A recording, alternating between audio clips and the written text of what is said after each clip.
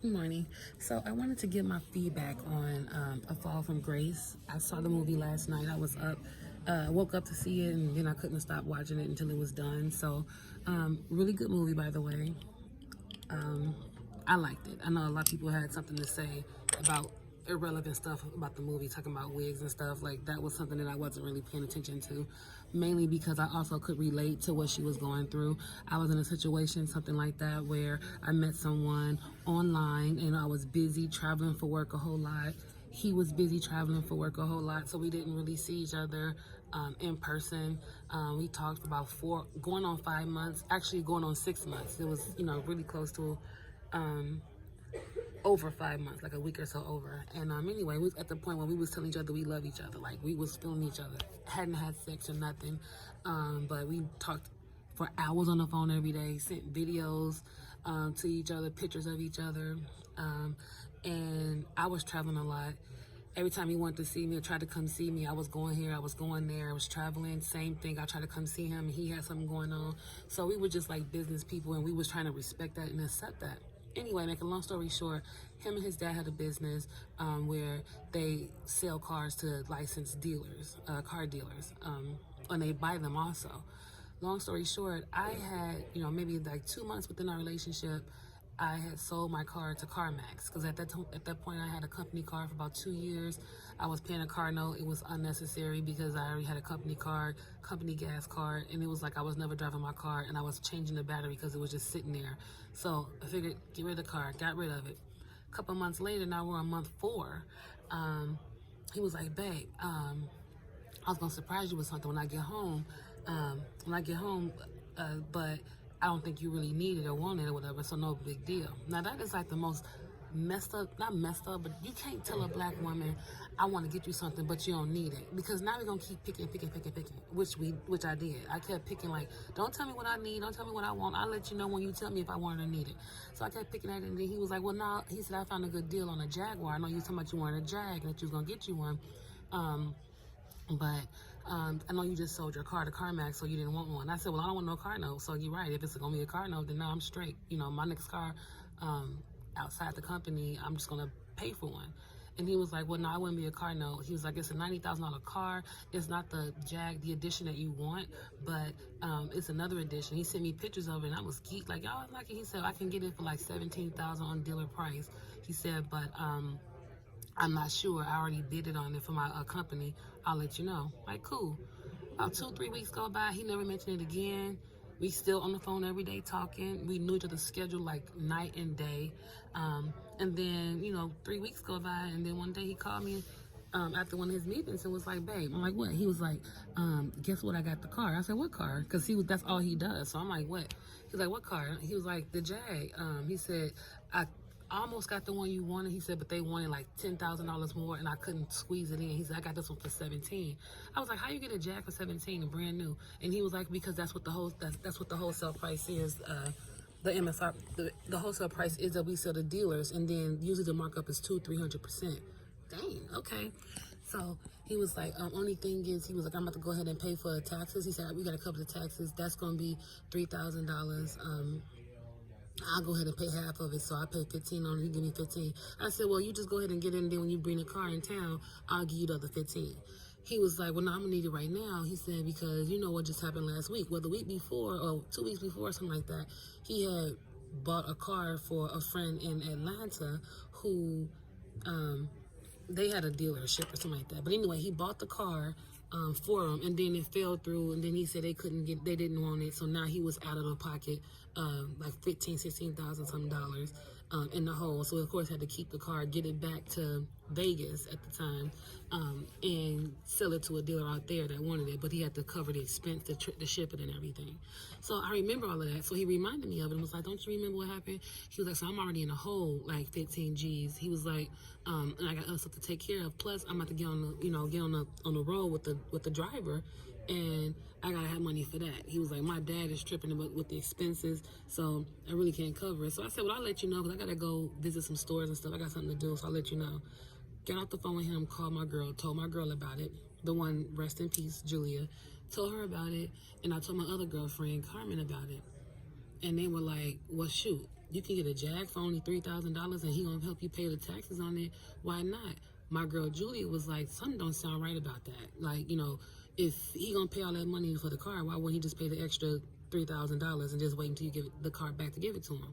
That's the same thing I was thinking. That's the same thing I said to him. But then I told them, well, he was down a hole, this is and that, and I guess he needs to get the money to them today to close a deal on the car. Talked to my girls, they still were skeptical about it, and they was like, well, I don't want you to miss out on the opportunity to have a Jag for that price. Y'all in love, whatever. I'm sure he's gonna make sure you straight. So, think about it, see what you want to do. Got off the phone with them, I started working, whatever, and then all of a sudden something told me, go ahead and do it. So I goes to the bank, take $1,500 out. I called him and was like, all right, I'm gonna go ahead and see the money where I send it to. He gave me the Wells Fargo account to send it to, the account number and everything. The name he gave me wasn't his name. I said, well, why is it not on your name? Like, why would I be sending it to somebody else? And he was like, well, because the dealer, she's in Tennessee, and that's who I got the bid from. They're not gonna release the paperwork to me until they get copies of receipts of everything that was sent over. He was like, I'm not gonna have you wire it, because if you wire it, it's gonna be an additional fee. And he was like, and it's too much to go on about that, and then the wire takes too long. So if you just go straight to a Wells Fargo and deposit the account, it'd be cool. Thought about it, and I was like, all right. Skeptical, but I was like, all right.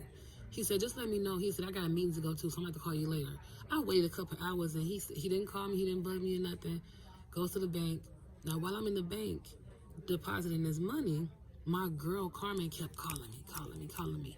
And I'm one of those people, when I'm handling business, I won't answer until I'm done with it. Like, I'm not about to sit up here and be like, hold on a second, answer my phone in front of somebody, and I'm doing business. So I just didn't answer the phone until I was done handling my business in the bank. After I was done handling my business in the bank, I called her and I got in the car and I said, girl, what's up? I was in the bank. And she was like, did you deposit the money in the account? And I was like, yeah. She was like, go get your money back right now. And I was like, why?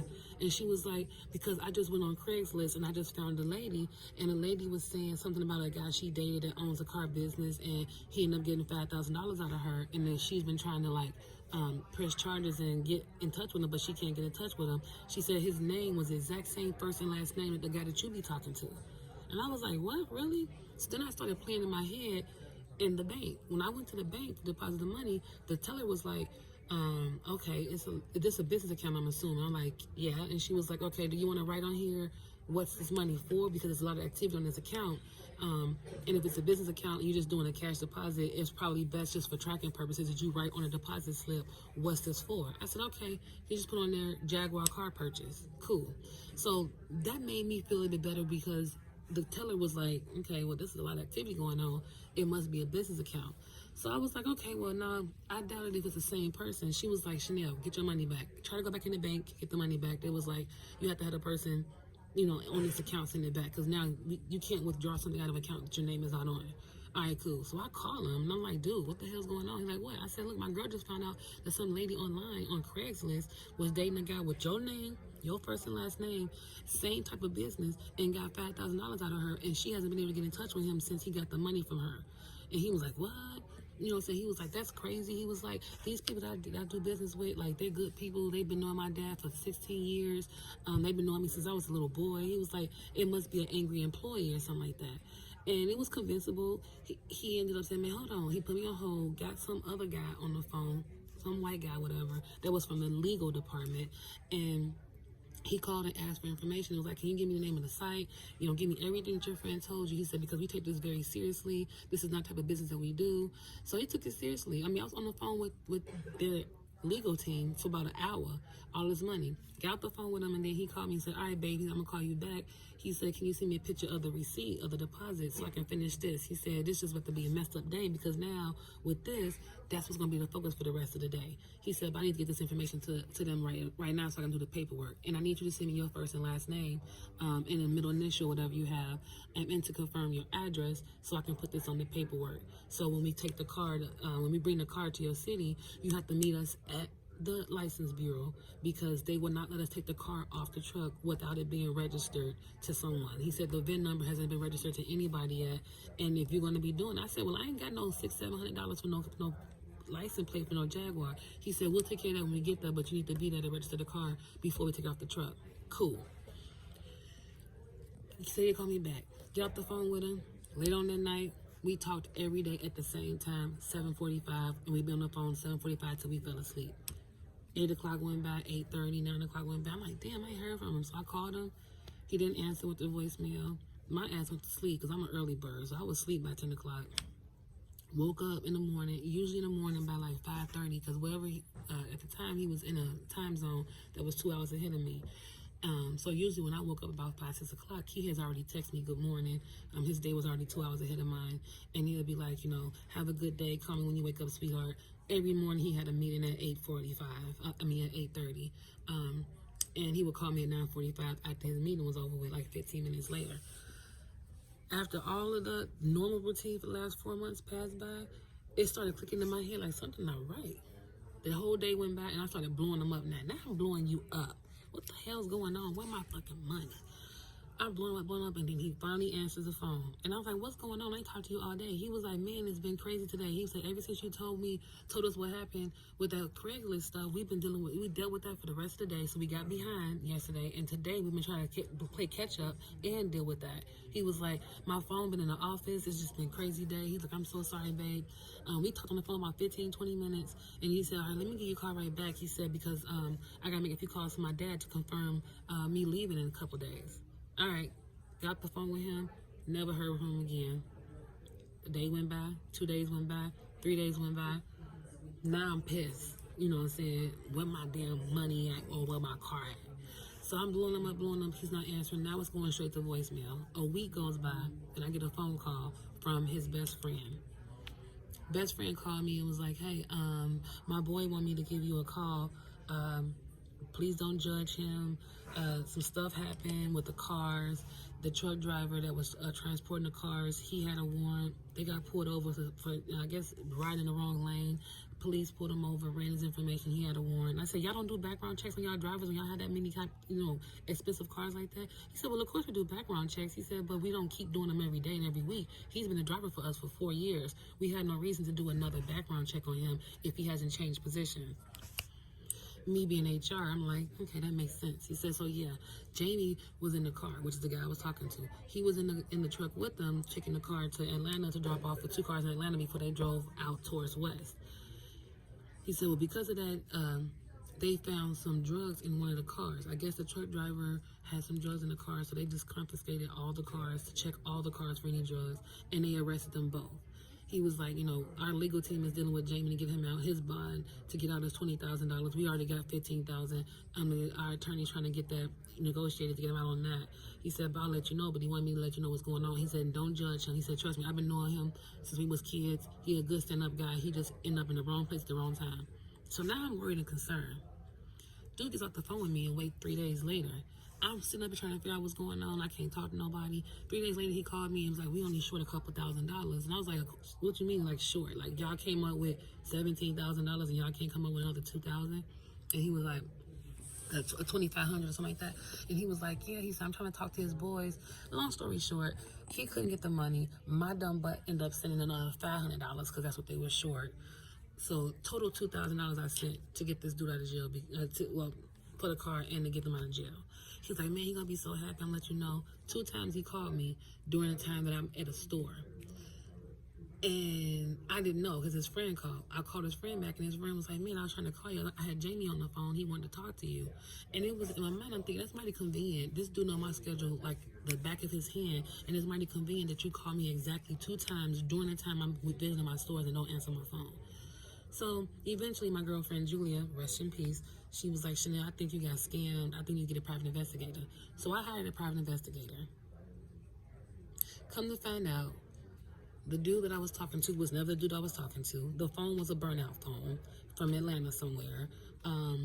Basically, I got scammed. They went to the bank, the Wells Fargo bank, and then they ended up finding out that like 7, 8 other women that same day made deposits in that account, and 7, 8 other women eventually within the next couple of weeks after that deposit ended up filing a police report claim for fraud.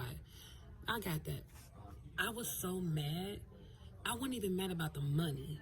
I was mad about somebody taking the time to get my feelings involved And that trust and things I told him and showed him, like I done sent you pictures of me. I done told you about my family, relationships with my friends and sister and things like that. You know a lot about me. And now I'm realizing that all the stuff you told me was a lie. I don't even know if you got a dad. I don't even know if you got a sister or a mom. I don't know nothing about you because now everything about you has been a lie. This is not your name. This phone number is registered to somebody else. It was a burnout phone. I was mad about that. The money I wasn't worried about.